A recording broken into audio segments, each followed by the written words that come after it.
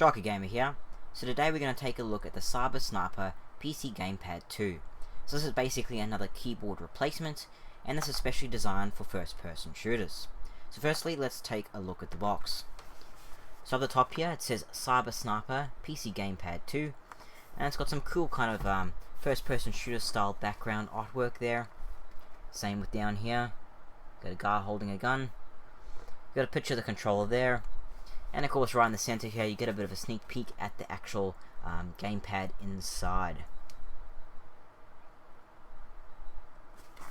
Yeah, the sides pretty much just say PC Gamepad 2, and just here they say designed to improve your first person shooting gaming experience.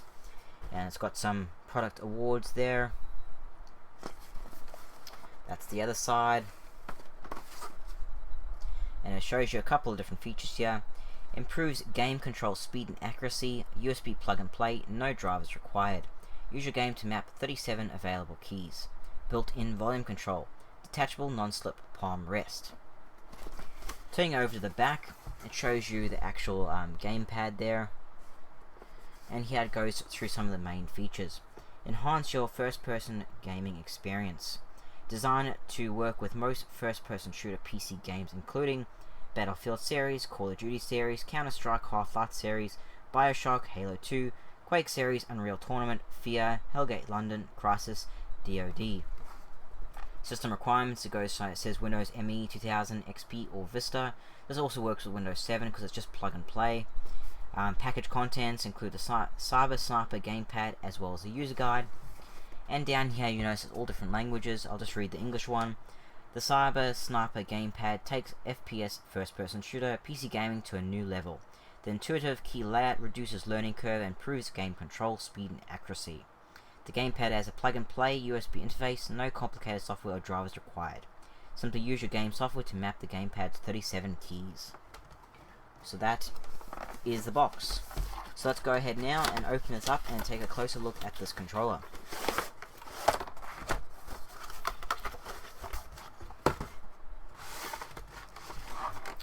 So inside it comes in this plastic kind of clamshell. You just kind of pull it open.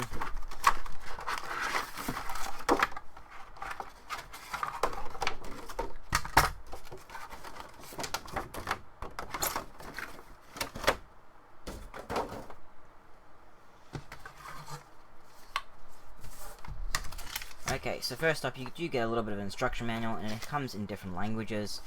It just gives you the basics of how to plug it in, how to get started, etc. It's pretty basic stuff, nothing really fancy.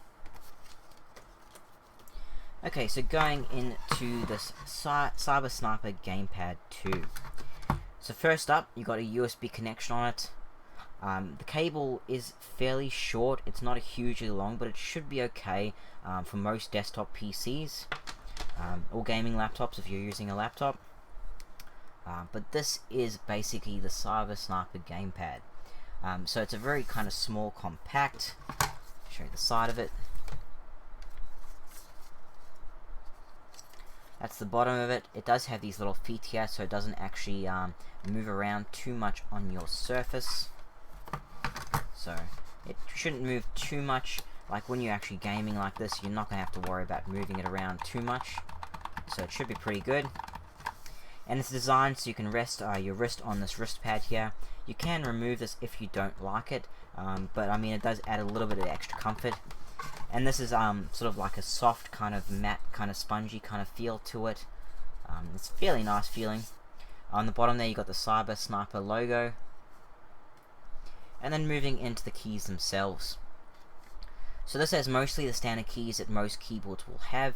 It's basically taken your whole keyboard and taken the essential keys needed for first-person shooters and then shoved them into a smaller, compact area. So up top here you've got the escape key, escape, F1, F2, F3, F4, and the escape key feels really nice and responsive. These feel a little bit more harder to press. They're still easy to press, but they're not as responsive as this, and that's because you don't normally use the F keys as often as you might use the escape button.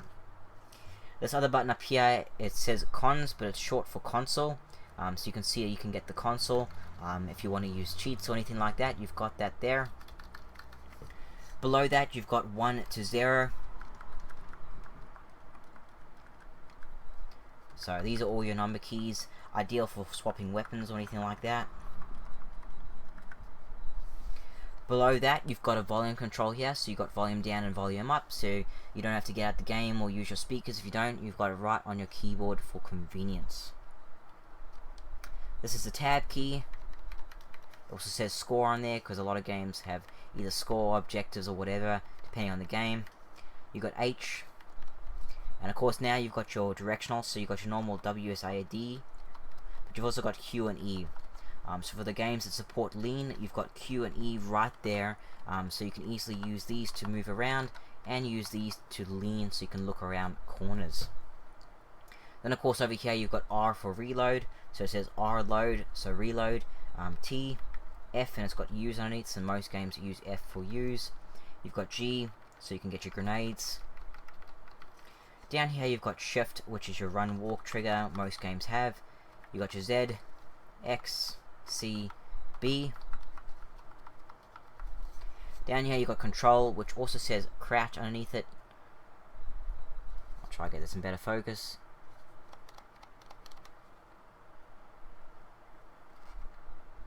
So Control for crouch, Alt, N, and then you got space for jump. Now all these keys are very nice and responsive.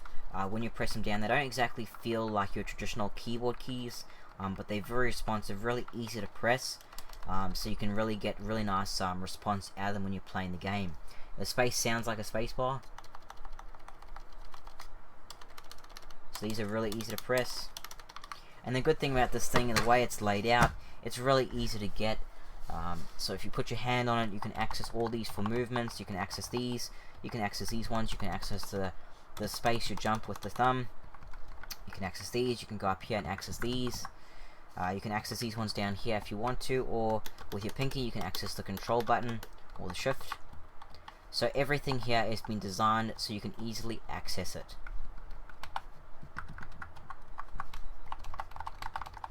Now, for most of these, I find it's fine. You can access most of the essential commands. If you want to access these ones here, you will have to lift up your hand to access those, which is normal. Most keyboards, you have to lift up your hand to get the escape button, to pause it, or to access one of the F buttons.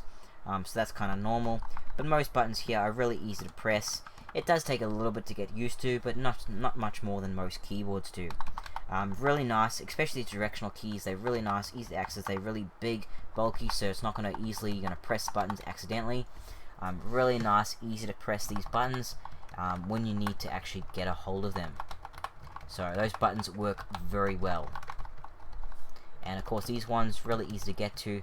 So overall, I mean, everything is really easy to get to. All the buttons respond really well. I mean, this thing is designed for first-person shooters. It's designed so you can access things really quickly.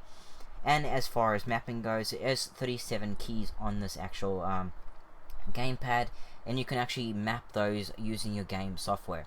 So as you would normally do, if you go into a game, you check out the controls. If you don't like the controls, you may change them, and you can do it with this as well. So you can go into the controls of your actual game, go into the options, into the controls, and then go basically change all of them to exactly the way that you want them. So you don't have to use F for U's, you can change that to something else if you prefer it, and you can just change it to exactly the way you prefer it. And it's really cool because it is plug and play, means you don't have to install any software, no drivers required. It just plugs and play and acts like a normal keyboard. And by default it'll act like these keys, so if you press R it'll act like an R key. So by default these will act just like your keyboard will. It's just smaller, more compressed, just more streamlined for exactly first person shooting gameplay. Now there is another cool feature of this though as well, and that is it's got some lighting in it. So I'll just plug it in. So when you plug it in, this light up the top comes on, showing that you've actually plugged it into power. But underneath here, you've got the switch just in the corner here. And if you press the switch, that turns on. You do it, it turns off. Do that, it turns on. This is your undercarriage lighting. So when you put it on a desk, you can see it actually lights up. I might just turn this light off, and you can see that a lot better. So as you can see, it lights the desk underneath the actual gamepad. So it's got a kind of a cool kind of lighting effect to it. And it is pretty bright in a dark room, and it'll actually light the surface of your desk. So it's basically undercarriage lighting. So it doesn't light the keys at all, it just actually lights the undercarriage of the actual gamepad unit itself. Let's try to get a top-down view there. So it's lighting just underneath here on both sides. And of course, if you don't like that, you can turn that off, and that'll just turn the lighting underneath off. It would have been cooler if they had the actual lighting on the keys, but they thought they just added undercarriage lighting just for the hell of it, I reckon. They probably didn't want to really add the LEDs to the keys themselves. But it probably would have been a bit better if they had the keys lit up, because then it would be easier to see. But the keys themselves are pretty clear, especially from the glow from your monitor. You'll probably be able to see them if you need to, but most games, once you're used to it, you don't really need to look at the keyboard to see what you're pressing. You just your hands just kind of know where you want to go automatically. So you do get to that point where you can just press them automatically, and you know where sort of everything is. So overall, this Cyber Snipa PC Gamepad 2 is pretty cool. It works pretty well. It's very simplistic. It allows you to customize through the game options, and it's very comfortable to use. Now, you don't see this one very often anymore. Occasionally you can see it come up, but most times it's missing the actual wrist rest here. But most times you can still get it. You don't, like I say, you don't see it too often. You see more the newer ones more often now. But this is still pretty common to find. And if you may ask, this thing says PC Gamepad 2. Some of you may wonder what the Cyber Snipa PC Gamepad 1 was. It's virtually identical looking. I mean, it looks absolutely identical.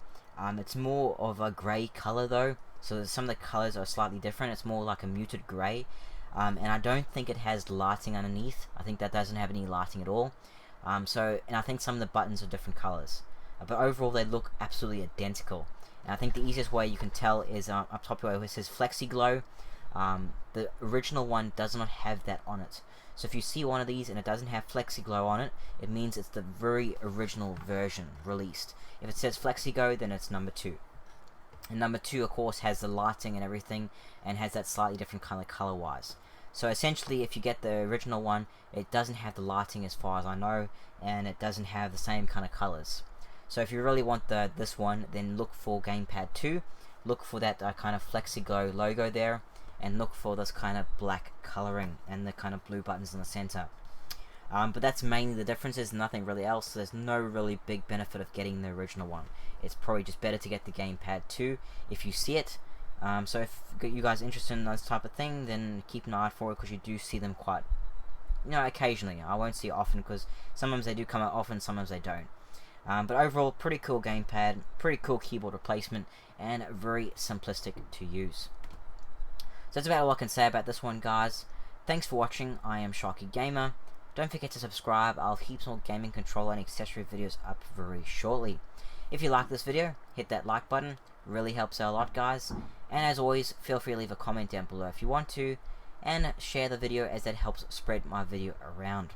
Anyway, guys, thanks for watching.